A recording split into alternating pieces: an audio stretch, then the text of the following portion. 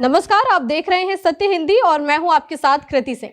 आइए रुक करते हैं इस वक्त की बड़ी खबरों की ओर। सुप्रीम कोर्ट ने मंगलवार को सभी राज्यों को निर्देश दिया कि वोटर लिस्ट तैयार कर रहे बूथ लेवल अफसरों यानी कि बीएलओ को पूरी तरह सुरक्षा दी जाए। कोर्ट ने साफ कहा कि अगर बीएलओस को धमकाया गया या उनके काम में बाधा डाली गई तो इसे बेहद गंभीरता से लिया जाएगा। मामला एक याचिका से जुड़ा था जिसमें दावा किया गया था कि पश्चिम बंगाल में बीएलओस को डराया धमकाया जा रहा है। चीफ जस्टिस सूर्यकांत की बेंच ने कहा कि ये मुद्दा सिर्फ बंगाल तक सीमित नहीं है। अगर किसी भी राज्य में चुनाव आयोग को पुलिस या प्रशासन से सहयोग नहीं मिलता तो आयोग सीधे सुप्रीम कोर्ट जाए। कोर्ट ने चेतावनी दी कि बीएलओस की सुरक्षा नहीं हुई तो अनार्की की स्थिति पैदा हो सकती है। सुप्रीम कोर्ट में यह भी कहा गया कि ज्यादा तनाव या स्वास्थ्य समस्या वाले बीएलओस को काम से हटाने की सुविधा राज्यों को देनी पड़ेगी। मामले की सुनवाई करते हुए जस्टिस बागची ने खुद माना कि ये डेस्क का काम नहीं है और बीएलओस को घर घर जाकर गिनती का फॉर्म भरना होता है और फिर उसे अपलोड करना होता है। जस्टिस बागची ने कहा कि ये उतना आसान नहीं है जितना दिखता है। घरेलू उड़ान क्षेत्र में एकाधिकार के आरोपों के बीच सरकार ने इंडिगो को अपनी उड़ानें 10% कम करने का आदेश दे दिया है। उड्डयन मंत्री राम मोहन नायडू ने बताया कि रूट कटौती जरूरी है ताकि ऑपरेशन स्थिर हो सके और बार बार होने वाली कैंसिलेशन की समस्या घट सके।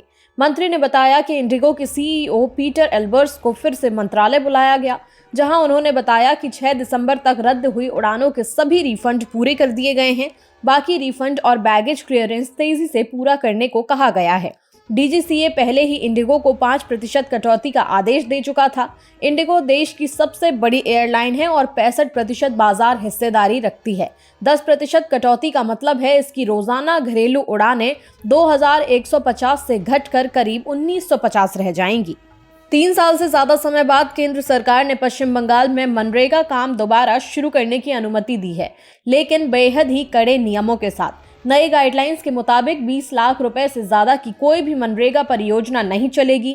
सभी मजदूरों का 100% ई-केवाईसी अनिवार्य होगा और हर काम से पहले फील्ड विजिट करना पड़ेगा। मजदूरी का भुगतान सिर्फ आधार पेमेंट ब्रिज सिस्टम के जरिए सीधे बैंक खातों में होगा। केंद्र ने कहा कि राज्य को कामकाज का बजट हर तिमाही परफॉर्मेंस देकर दिया जाएगा। हर ग्राम पंचायत में एक समय पर 10 से ज्यादा काम शुरू नहीं होंगे और सभी रिपोर्टें सोशल ऑडिट में अपलोड करनी होगी। हाईकोर्ट ने अगस्त से काम शुरू करने का आदेश दिया था, लेकिन प्रक्रिया अब जाकर शुरू हो पा रही है। टीएमसी से निलंबित विधायक हुमायूं कबीर ने मंगलवार को फिर से सियासी तापमान बढ़ा दिया। कबीर ने दावा किया कि एआईएमआईएम चीफ असदुद्दीन ओवैसी से उनकी बात हो चुकी है और ओवैसी ने उन्हें बंगाल का ओवैसी कहकर समर्थन का भरोसा दिया है। कबीर ने कहा कि वे 10 दिसंबर को कोलकाता जाकर अपनी नई पार्टी की कमेटी बनाएंगे और 22 दिसंबर को पार्टी लॉन्च कर देंगे। उन्होंने दावा किया कि 135 सीटों पर वे उम्मीदवार उतारेंगे और बंगाल की मुस्लिम राजनीति में गेम चेंजर बनेंगे। टीएमसी का मुस्लिम वोट बैंक जो लगभग 27% आबादी पर आधारित है, इस कदम से प्रभावित हो सकता है। एआईएमआईएम की ओर से अभी तक कोई आधिकारिक प्रतिक्रिया नहीं आई है, लेकिन राजनीतिक गलियारों में चर्चा तेज है कि ये गठजोड़ विपक्ष के लिए नई मुश्किलें खड़ी कर सकता है। गोवा पुलिस ने मंगलवार को बर्चबाइल रोमियो लेन नाइट क्लब के मालिकों में से एक अजय गुप्ता को दिल्ली से हिरासत में ले लिया। इसी क्लब में लगी भीषण आग में 25 लोगों की मौत हो गई थी। पुलिस ने पहले ही गुप्ता और एक अन्य मालिक सुरेंद्र कुमार खोसला के खिलाफ लुकआउट सर्कुलर जारी किया था। दिल्ली में तलाश के दौरान गुप्ता नहीं मिला था, लेकिन बाद में राजधानी में ही उसे पकड़ लिया गया। अब उसे औपचारिक प्रक्रिया पूरी होने के बाद गोवा ले जाया जाएगा। क्लब के 2 और मालिक सौरभ लूथरा और गौरव लूथरा अब भी फरार हैं और उनके खिलाफ ब्लू कॉर्नर नोटिस जारी कर दिया गया है। अब तक क्लब के 5 कर्मचारियों और मैनेजमेंट से जुड़े लोगों को गिरफ्तार किया जा चुका है। ये हादसा 6 दिसंबर की रात अरपोरा में हुआ था। माइक्रोसॉफ्ट के सीईओ सत्या नडेला ने मंगलवार शाम प्रधानमंत्री नरेंद्र मोदी से मुलाकात की और भारत में आर्टिफिशियल इंटेलिजेंस क्षमता बढ़ाने के लिए कंपनी की अब तक की सबसे बड़ी एशियाई निवेश की घोषणा कर दी। नडेला ने बताया कि माइक्रोसॉफ्ट भारत में 17.5 अरब डॉलर यानी कि करीब 1.5 लाख करोड़ रुपए लगाएगी ताकि देश में एआई से जुड़ा इंफ्रास्ट्रक्चर, स्किल डेवलपमेंट और भविष्य की टेक क्षमता मजबूत की जा सके। पीएम मोदी ने इस घोषणा का स्वागत करते हुए कहा कि दुनिया आज भारत की एआई क्षमता को लेकर बेहद उत्साहित है। उन्होंने कहा कि नडेला के साथ चर्चा बेहद सकारात्मक रही और ये निवेश भारत के युवाओं को नई संभावनाएं देगा। मोदी ने कहा कि देश के युवा इस मौके का इस्तेमाल कर दुनिया के लिए बेहतर तकनीकी समाधान तैयार कर सकेंगे। भगोड़े कारोबारी मेहुल चौकसी को बेल्जियम की सबसे बड़ी अदालत से झटका लग गया है। एंटवर्प में उनकी गिरफ्तारी के खिलाफ दायर अपील को कोर्ट ऑफ कैसेशन ने मंगलवार को खारिज कर दिया। इसका मतलब है कि अब भारत की ओर से शुरू किया गया प्रत्यर्पण प्रक्रिया आगे बढ़ सकेगी। चौकसी ने दावा किया था कि अगर उन्हें भारत भेजा गया तो उनके साथ प्रताड़ना हो सकती है, लेकिन अदालत ने इसे मानने से साफ इनकार कर दिया। इससे पहले भी एंटवर्प की अपील अदालत ने कहा था कि चौकसी के खिलाफ भारत में दर्ज धोखाधड़ी और साजिश जैसे गंभीर मामलों पर जारी गिरफ्तारी वारंट वैध हैं। चौकसी पर करीब 13,000 करोड़ रुपए के बैंक घोटाले के आरोप हैं और वे इस समय एंटवर्प की जेल में बंद है। ऑस्ट्रेलिया दुनिया का पहला देश बन गया है जिसने 16 साल से कम उम्र के बच्चों के लिए सोशल मीडिया पूरी तरह से बैन कर दिया है।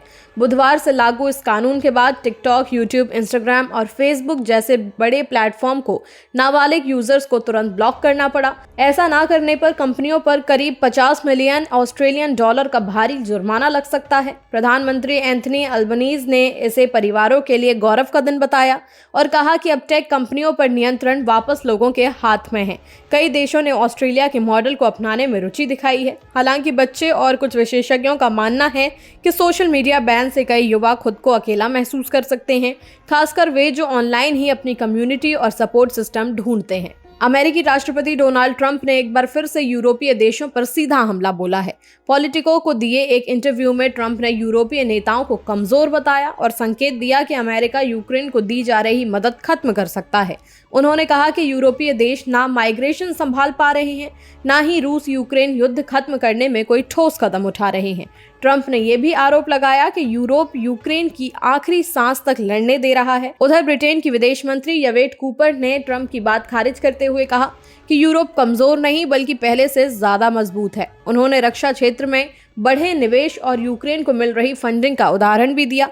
कूपर का कहना है कि जहां ट्रंप और जेलेंस्की शांति की बात करते हैं, वहीं पुतिन ड्रोन और मिसाइल हमलों से हालात और बिगाड़ रहे हैं। इंडोनेशिया की राजधानी जकार्ता में एक 7 मंजिला ऑफिस बिल्डिंग में लगी भीषण आग ने मंगलवार दोपहर बड़ा हादसा कर दिया। इस आग में कम से कम 22 लोगों की जान चली गई। पुलिस के मुताबिक आग लगने के वक्त कई कर्मचारी दोपहर का खाना खा रहे थे, जिससे वे समय पर बाहर नहीं निकल पाए। शुरुआती जांच में पता चला है कि पहली मंजिल पर एक बैटरी फटने से आग शुरू हुई और देखते ही देखते ऊपर की मंजिलों तक फैल गई। ये बिल्डिंग ड्रोन बनाने वाली एक कंपनी की बताई जा रही है। मरने वालों में ज्यादातर महिलाएं शामिल हैं, जिनमें एक गर्भवती महिला भी थी।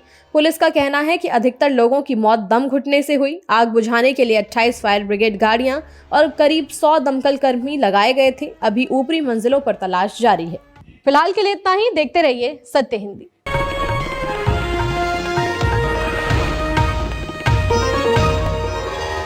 Copyright disclaimer under Section 107 of the Copyright Act 1976. Allowance is made for fair use for purposes such as criticism, comment, news reporting, scholarship, and research. Fair use is a use permitted by copyright statute that might otherwise be infringing.